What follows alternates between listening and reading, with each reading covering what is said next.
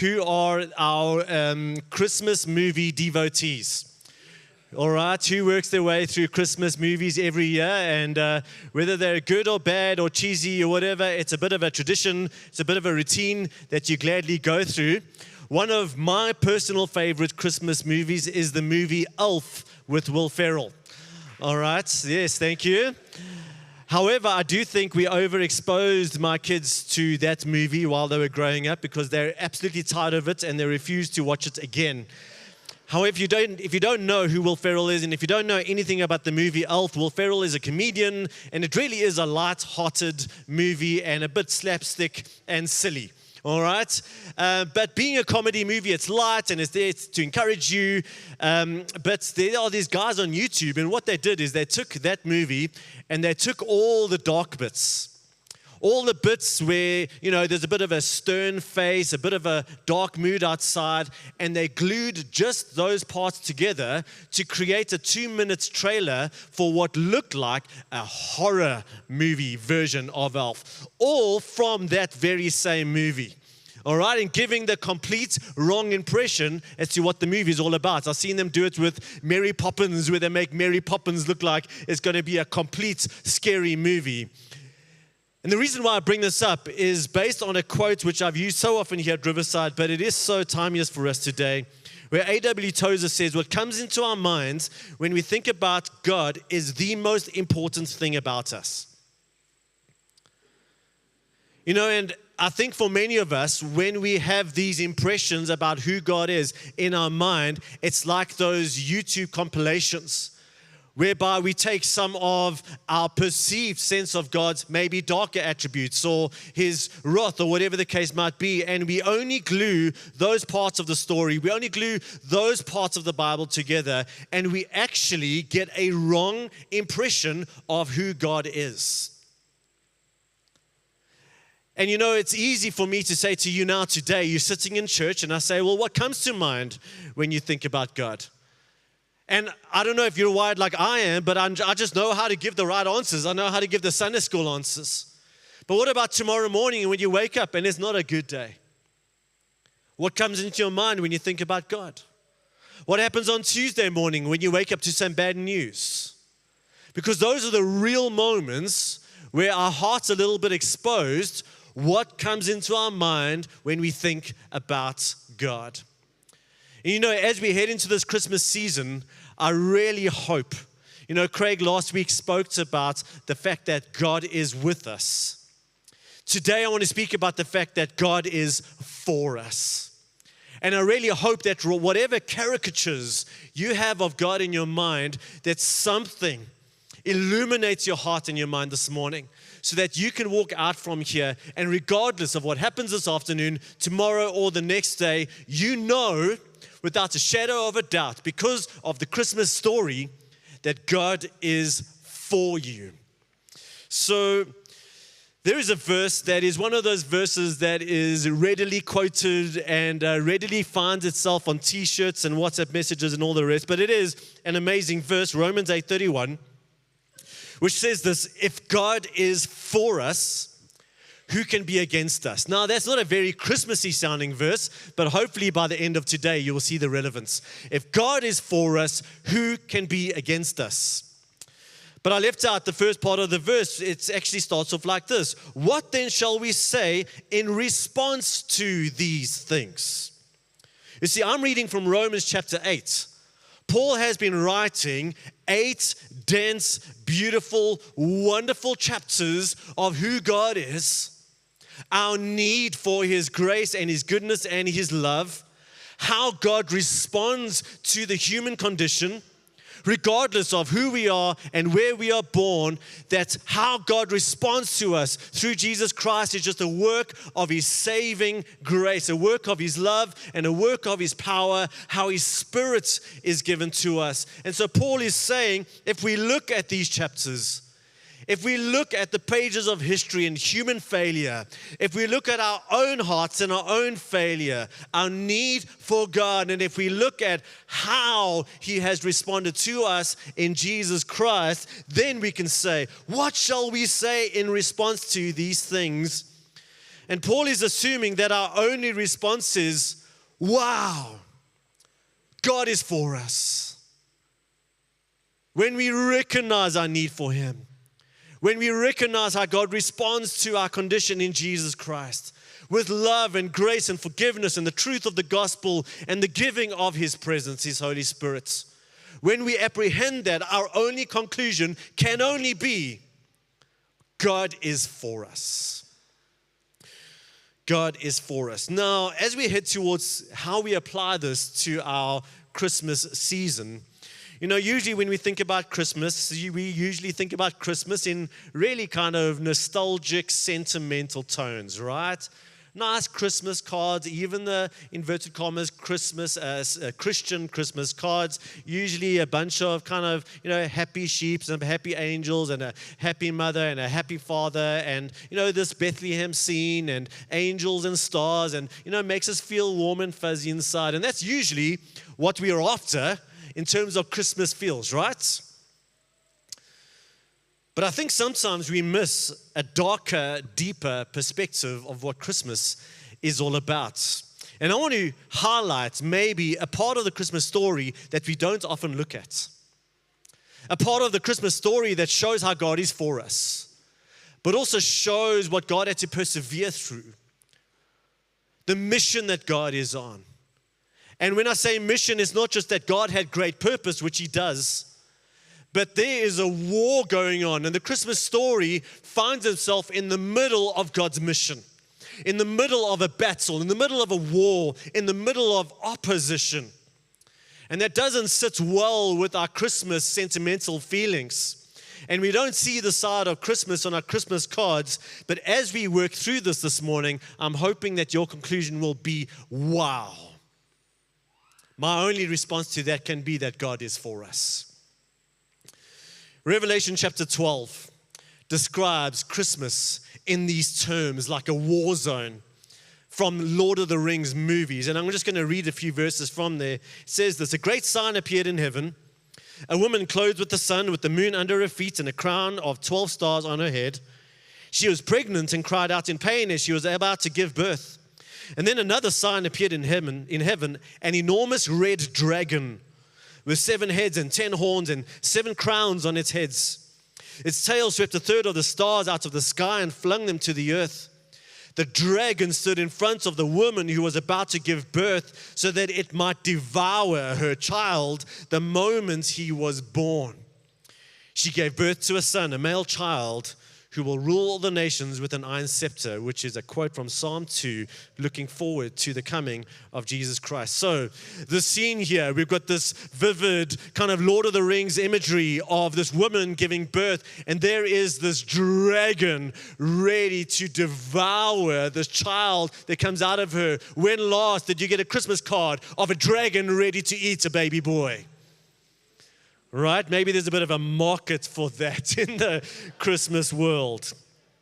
But if you read on, you realize this war breaks out. This war breaks out between the dragon and his demons and the archangel Michael and the angels of heaven. And they pursue this mother and they pursue this child. And eventually they pursue the children of this mother. Ultimately, you and me, the children of God. This is all about this battle, this war.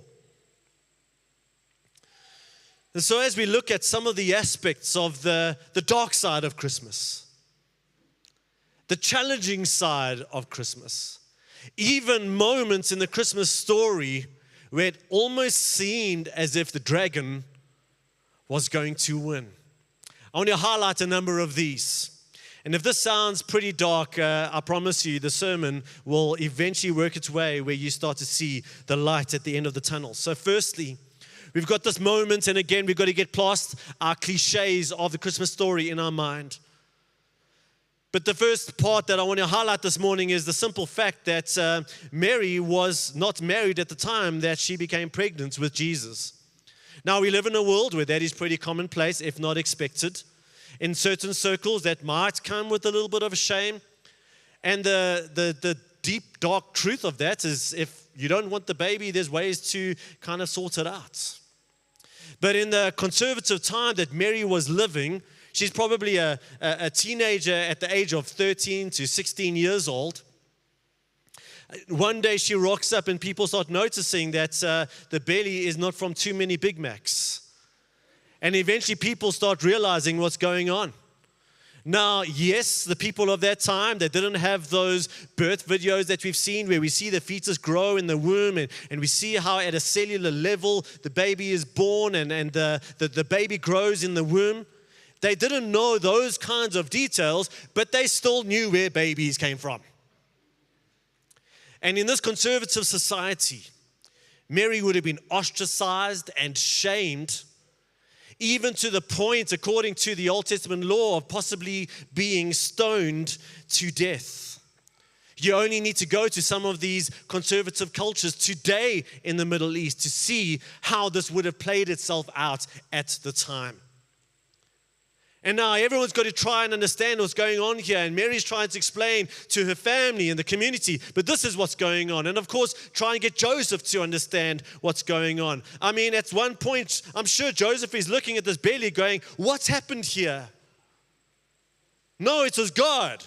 Oh, that's a convenient answer. Right?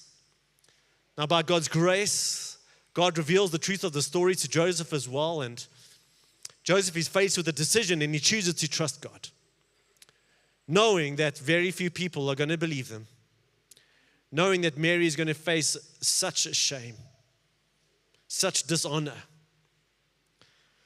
And so that's how the story starts. Then we get to what doesn't seem like a big thing at first, but point number 2, where they travel to Bethlehem for the census. In Luke chapter 2, we find out that Caesar Augustus wanted to have a Roman Empire-wide census, and this was kind of a big deal. And so what happened is that Mary and Joseph had to travel to Bethlehem. So what they weren't able to do was climb into their air-conditioned car, with some Wimpies and some McDonald's along the way, some sandwich packed and plenty of hydration and some music playing and having a bit of a nap along the way. No, for them, most likely, it was on foot, about 140 to 150 kilometers. On foot, maybe sometimes on a bit of a bumpy, hard donkey. Heavily pregnant. Now, talk about being highly inconvenienced. Talk about being extremely uncomfortable, to the point where it is not inconceivable to consider that because of a journey like this at a stage of late pregnancy, that could possibly even have brought about the end of Jesus. And so there's this journey that may or may not have been life-threatening, but very inconvenient, extremely uncomfortable, and yet God was still at work. Then again, a familiar part of the story, we get to point number 3, where there's no room for them. They get to Bethlehem, but because of the census, everything is booked, everything is full. And so what do? Well, they don't have many options. There's no Airbnbs at that time. All right, so what they eventually realize that they need to go to where the animals are. Now, again, in our Christmas cards imaginations version of Christmas, it's this beautiful little stable and happy donkey, happy sheep. The reality was more often, and we've seen this both when we were in Israel as well as what scholars have been able to teach us about how things were at the time, more likely they were in a cave that used to hold animals. And then Jesus was held in a manger. Again, not this cute little wooden manger, probably a stone cutout that animals used to eat out of. Now, some of you moms and dads, when you had your little ones, you had a birth plan. Right? And where we're going to have the birth plan, and where we're going to have the baby, and who's going to be there, and when can people come and visit, and what kind of music are we going to play, and how's this going to play itself out, and how are we going to keep mom comfortable, and dad, and what's he going to do, and how are we going to keep baby comfortable. I mean, talk about your birth plan going haywire. Right? This is not the kind of best conditioned environment for a baby to be born. But then this is where the dragon really starts getting aggressive in the story. My 4th point is talking about King Herod's jealousy and the infanticide that followed. In Matthew chapter 2, King Herod finds out there's another king. And he finds out because these wise men from the east, probably months, if not up to 2 years after Jesus was born. So please dispel this idea of Jesus being in a manger and the angels and the shepherds and the sheep and everybody, as well as the wise men being in the same scene. They probably came up to 2 years later when Jesus was more of a toddler. And you'll see why now in a second. But the wise men, they come to Herod and they're like, where's this king being born? And Herod gets his wise men to study the scriptures and they discover where he's being born. One problem is he doesn't like having other kings on the scene. And so in his jealousy and his rage, so ironic, he studies the scriptures, he finds out where this prophesied king is going to be born. And instead of seeing, oh wow, this is God at work, he's like, now I know where to kill him.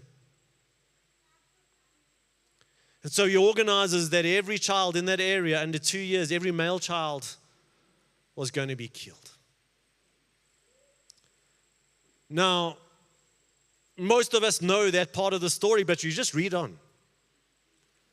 I just want you to imagine, we stay in Brackendown, just imagine an army started going from house to house with a register in their hands, and we know there's a child here. And just as they moved from house to house, just imagine the wailing and the fear and the horror that was going on in that time, all to take out baby Jesus.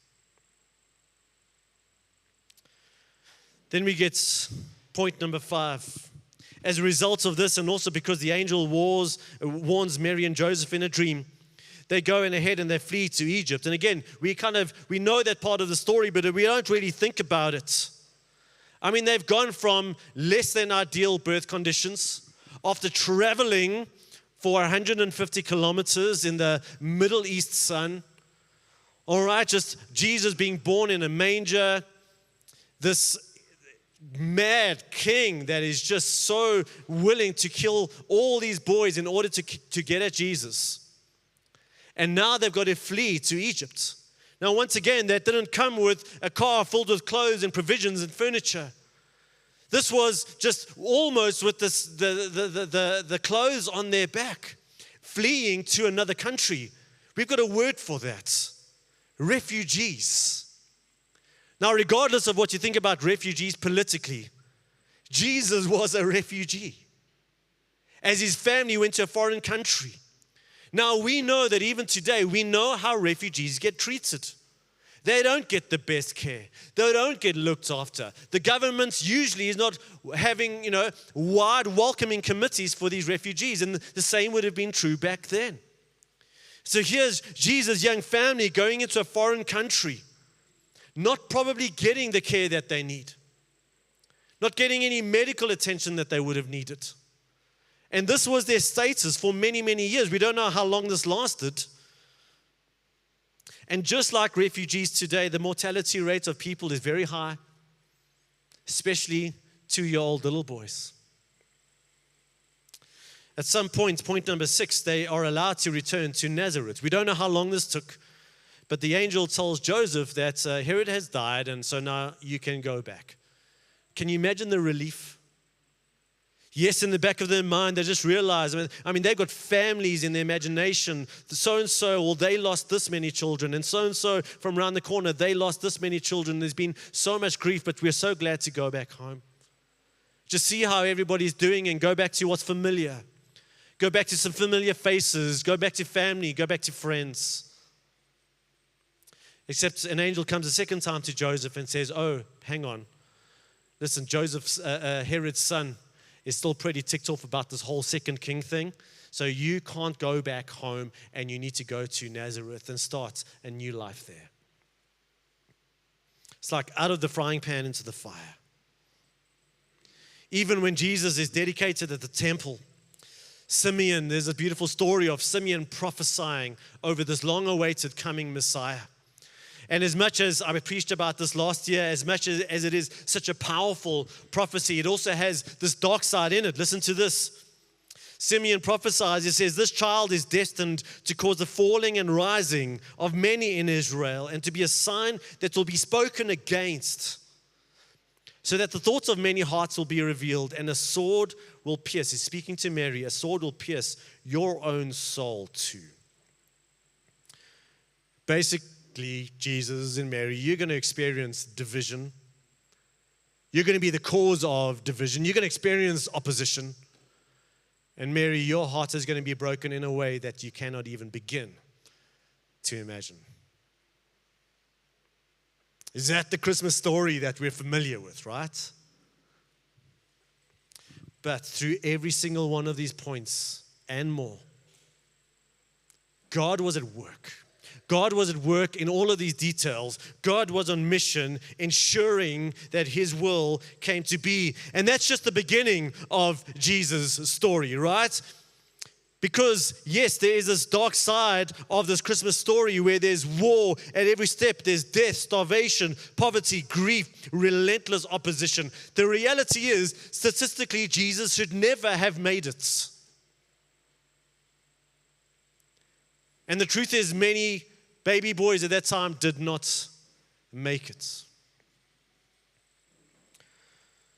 I don't know if you've ever watched a movie or read a book or watched a TV series where the main character gets himself into a tough spot. And you're like, look, I know they're going to make it because I'm on book 2 and there's 4 books.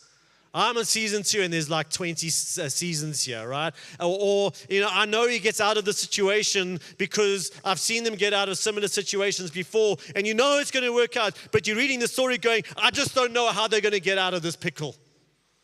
I mean, this is the true definition of mission impossible.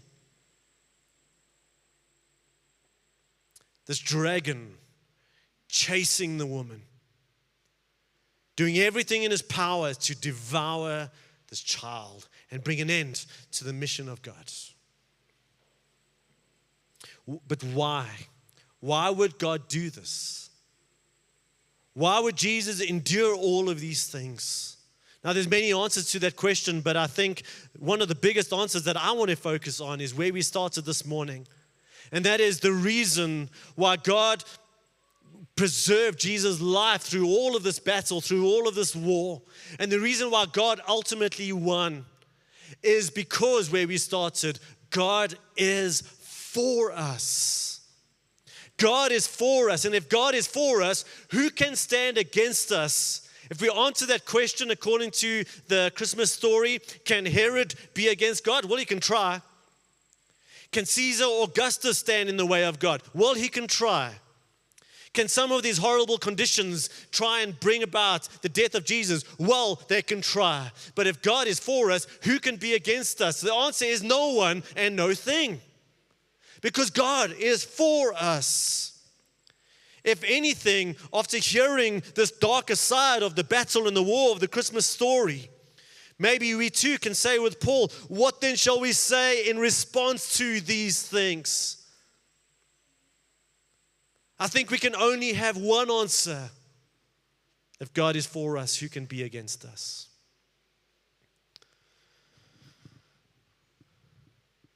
But when we quote that verse very often, we're expecting just a very easy solution to life, right? And I think it's important to see that, man, this was a war. This was a battle that Jesus endured and fought on our behalf. And as the dragon continues to pursue the children of God, we can say with certain, God is for us. But it's probably going to look more like a war than anything else. Having said that, a few verses later, Paul says this, for I am convinced that neither death nor life, that even if the worst happens to us, neither death nor life, angels nor demons, the present nor the future, nor any powers, height nor depth, nor anything else in all creation will be able to separate us from the love of God that is in Christ Jesus. Nothing can separate us from the love of God that is in Christ Jesus. Because if God is for us, nothing can be against us. And yet, as we consider our own lives and our own situations,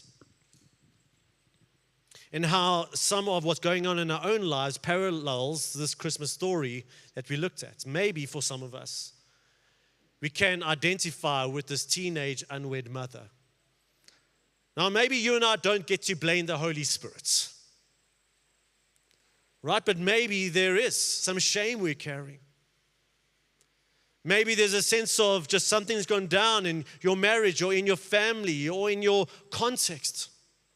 And whether it be an understanding or a real thing that's going on in your life, you're like, I can identify with that young teenage girl who was ostracized because of what is going on in her life. And just like God was at work in her life, and just like God was faithful to her, so God is faithful to you. And God is with you through your shame. Secondly, as we consider Joseph and Mary traveling to this census taking, maybe your current situation has just become so disrupted. Maybe life is so unpredictable at the moment. Maybe life is just extremely uncomfortable to the point where, like them, I'm pretty sure they were saying, I don't know if I can take one more day of this. I'm hoping that what you can take away from this story is that even in your situation, God is for you. And God is working out His purposes in your situation. And maybe you won't always know what that looks like, but we can be convinced of that because of the Christmas story. Maybe like Mary's birth plan didn't work out. No room at the inn. Jesus born in a manger. Maybe you've had some plans that are being disrupted. Maybe you've had some hopes and some dreams that just aren't materializing, and you don't know why. And you're not getting any answers. And maybe you're starting to conclude, therefore, that God is not for you. And I'm hoping that after today, you can safely conclude that even though that may be true, God is for you, and God is at work in your present circumstances.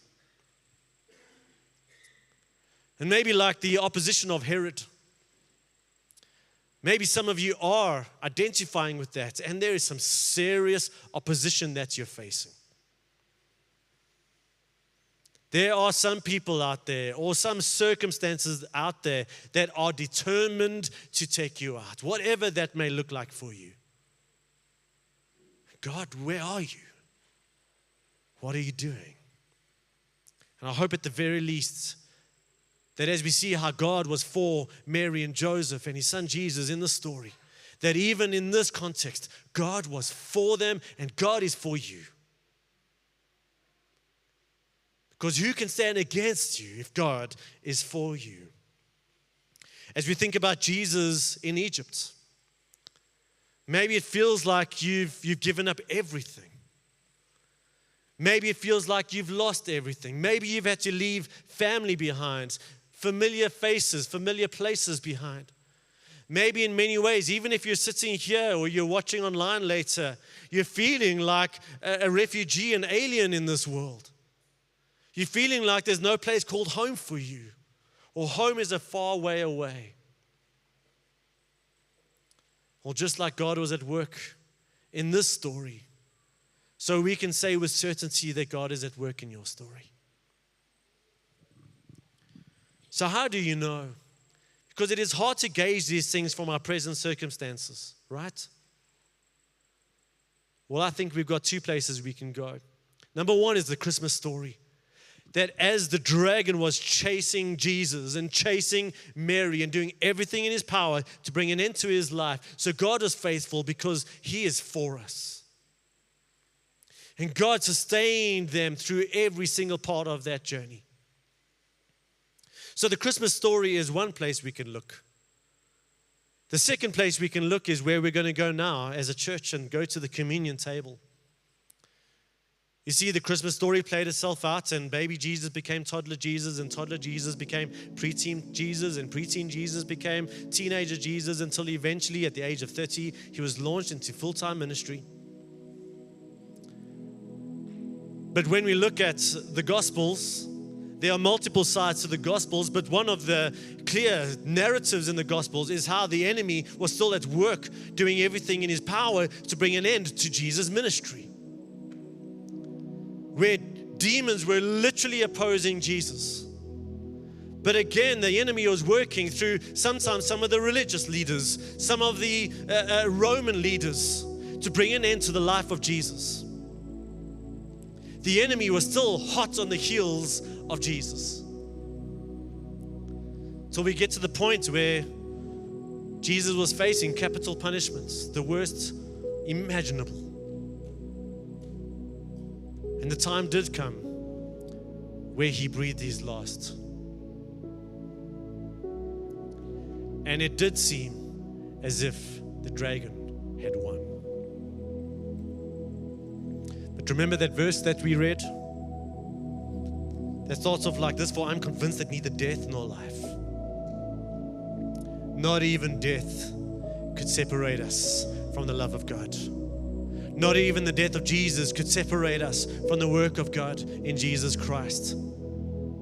Because though Jesus died, Jesus was able to defeat death, bringing ultimate victory to us.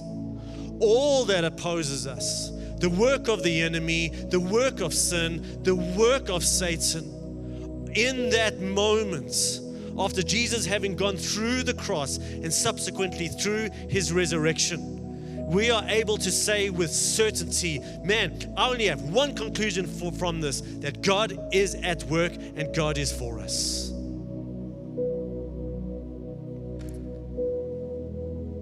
Please don't judge God's work in your life by your present circumstances.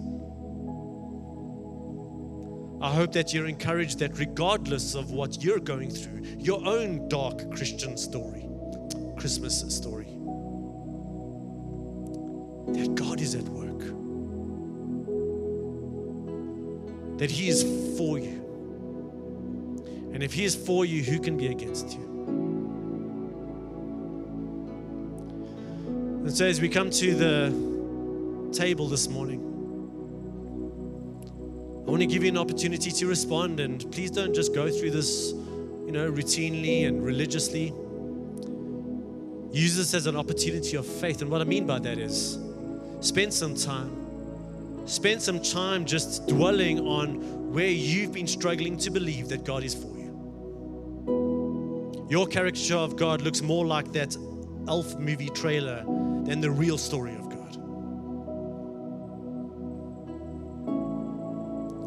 And you got an opportunity to say, God, I understand why my head and my heart has gone that way.